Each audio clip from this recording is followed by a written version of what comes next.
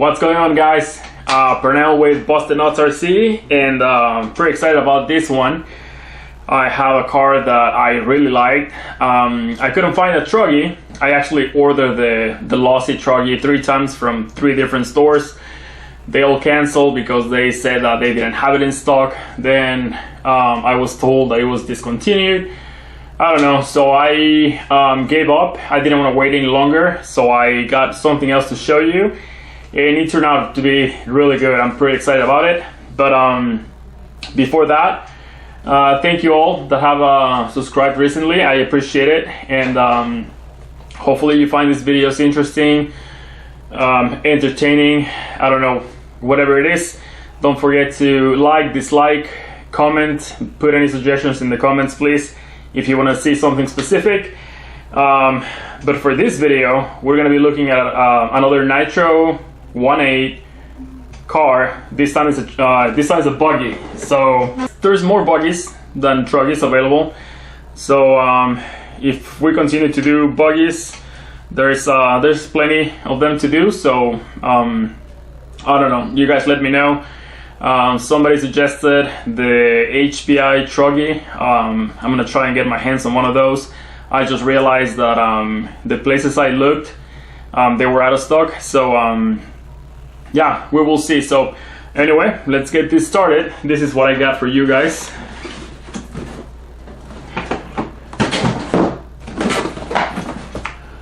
Yep, that is the Serpent Srx8 ready to race buggy. Again, this is an 8 scale Nitro truggy. The funny thing is, when I got started in this hobby, my first car was a Serpent. It was an on-road car, not off-road. But this was about 20 years ago. Ever since, I've been hooked on Nitro cars. I do like electrics, but I'm not a huge fan. Yeah, so Serpent has been around probably since the 70s. I think the idea came up somewhere in 1970, and somewhere around the late 70s, beginning of the 80s, I think is when the Serpent brand was created. Don't quote me on that. One of those 2 guys is the guy that invented the Syntax clutch and a few other things. So yeah, they have history in the hobby. And at some point they got sold to somebody else, also in Holland, and eventually they sold it to somebody in China. I think this was more recently, like 2011. And but they kept the name. They kept making really high-end stuff. I have to say, I opened this box and I was impressed. I think out of any other ready-to-run Nitro car that I've had either reviewed or owned, this is probably the best. So we're gonna take a look at this. Like I said, I'm pretty excited to break it in, rape around with it, and see what it does. It's pretty cool looking. Again, ready to run. Transmitters are meh, they just do the job right. That's all that matters. This was kind of cool. This came with all these pistons for the shocks, so which is pretty cool. I mean, most of these things, like the lossy ready to run ones, they have plastic shocks. That's like a no-no in my opinion. But anyway, so this is all full metal and whatnot. You have some pistons here for the shocks. I see some servo horns, I believe. I found that interesting. So you can tune the suspension on this thing. Let's get rid of the box. That's all that came in the box. Car owner's manual with stickers, and the transmitter. Here we have a binding key and body clips. These body clips are horrendous. I don't know what happened there, but anyway. So here you have it. I think it's pretty good looking. I hope you can see it well. Orange, blue, white, silver. I kind of like it. It looks kind of like flat finish, not shiny because it has the film over it. But yeah, it is pretty shiny. And here is the buggy. Like I said, right off the bat, I think this is better than most of the, if not all of the ready-to-run cars available today. I see a lot of detail. I see a lot of metal when you need metal. These servos are pretty good. The center diff is pretty low, pretty compact, and something I haven't seen on a ready to run. This one has fiberglass disc brakes. They look pretty cool. I'm actually gonna record this with my phone. I'm gonna show you that. The drive shafts, they say Serpent. Like I said, I like the detail and the size, the diameter of the shaft. Metal shock towers. This is a C-Hub car. Full metal shocks, sway bars. The sway bars, they come marked with the size. The thickness is like stamped on the sway bar, like a kit will come, like, you know. The servo tray, it is compact. I see some room here for maybe a transponder or a digital switch. I haven't opened this. This is where the batteries go. Receiver, shorty, little antenna. I like that. It's a 21 engine. It looks pretty good. It actually looks pretty good. You know, looking at the casting, it kind of looks like a Force engine. I kind of recognize the casting and the cooling head. This to me is a Force engine, not a bad thing. It's a 2.0 car. It has a regular pull start. Let me see if I can read what it says in there. But yeah, it looks like a Force engine. Yeah, pretty good looking buggy. Can you see guys there? The tires, they seem soft, and actually it's a pretty nice tire design. They seem pretty nice. I like the feel of them. They don't feel empty-ish like other ready to run cars. Something else that I saw, again, I'm going to show you guys this up close, is inside of the drive cups there's O-rings for the slop. You know, the axles, or the seat axles move back and forth. There's a little bit of slap, so that is interesting. I never seen a ready to run with the rubber O-rings inside of the cups to eliminate that slop, that play. It is pretty quiet all around. Like, it's tight. This is impressive. I think this is kind of like what you want to see in between, like not a ready to run and not a kit, something in between. This is kind of it. I like it a lot. Again, still a ready to run car, but like, I believe you can use all the upgrades from their kit. It's full ball bearings everywhere. I don't see anything that I don't like. Obviously we need to break it in, we need to run it, and go from there. But I'm impressed. This looks really good. That center diff and the brakes, the double brakes, is pretty low profile. That is pretty cool. And yeah, so here you have it.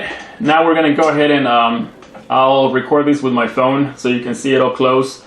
There is adjustment on the chassis too, if you want to move the entire rear end forward or backwards.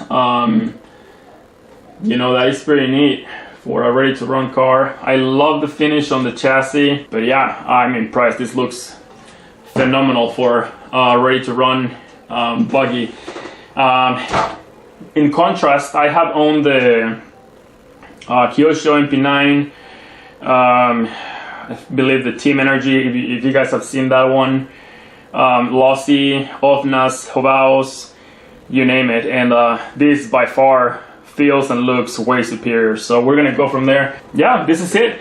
We're gonna head and break this in, get some video of that, but mostly get some video running. Yeah, we'll go from there. So again, let's go ahead and break it in, and let's see what happens. Okay, so let's look at it up close.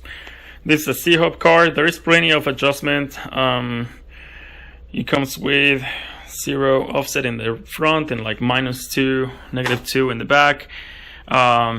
The axles and drive shafts, they're all stamped with their thickness. They also have the Serpent logo on them. That is pretty neat. Shock bodies, well, shocks are all metal except for the very top of the shock. That is also good. You can see the sway bars are stamped. That is good, kind of like in a kit. Another cool thing is right there you can see the drive cup. They put rubber O-rings inside of them so the axles are not moving in and out, you know, like axial play, and that is pretty neat. I don't see that on any ready to run cars. I haven't seen that.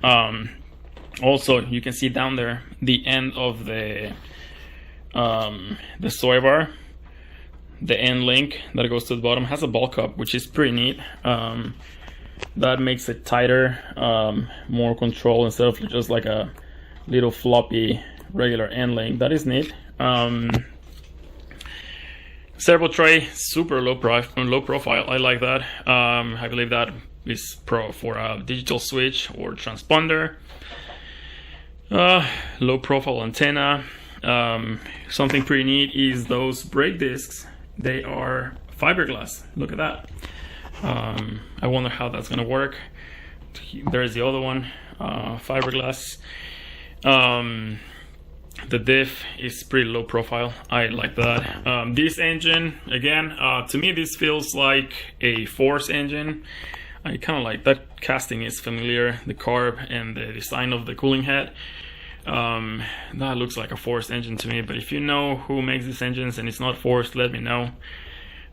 Servos feel fine. I haven't powered them, so I don't know how they how well they work with power. So there's that. Like I said, tires are pretty neat. They don't feel like cheap ready to run tires. They're pretty soft and grabby.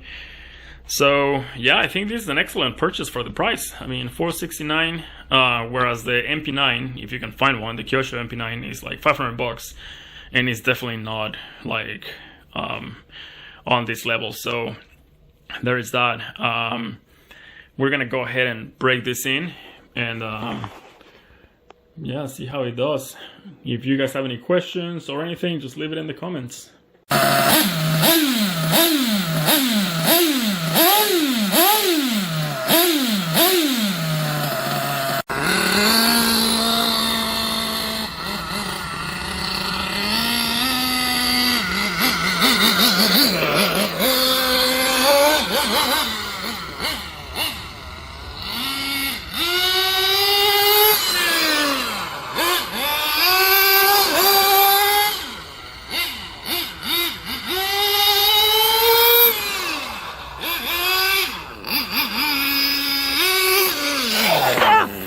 God damn it!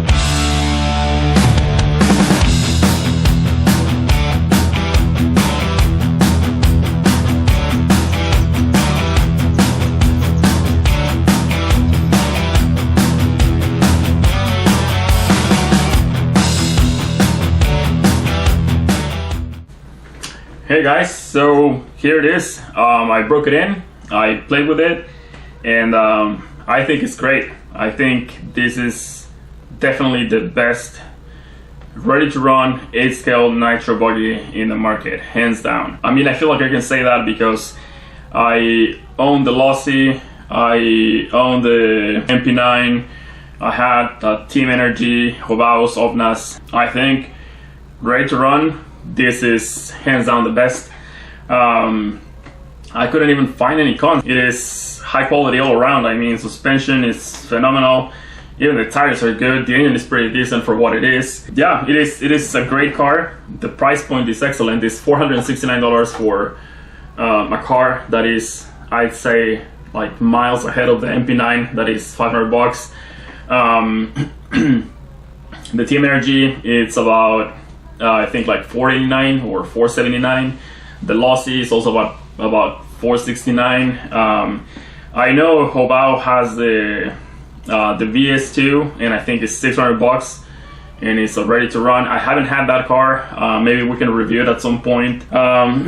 This is, in my opinion, this is like the best step up from a ready to run and not quite a kit. So I will put this right in between a race kit that is going to cost you twice as much at least, or a ready to run that is more of a basher, in my opinion. Things to note is this engine was a little bit out of whack out of the box. I didn't touch it, and I noticed the needles were all the way, like almost all the way in. It was kind of interesting. I appreciate all your support, all the new guys that subscribe to the channel. So yeah, let me know if you guys want to see anything in particular. Thank you for watching the video, and I'll see you guys next time.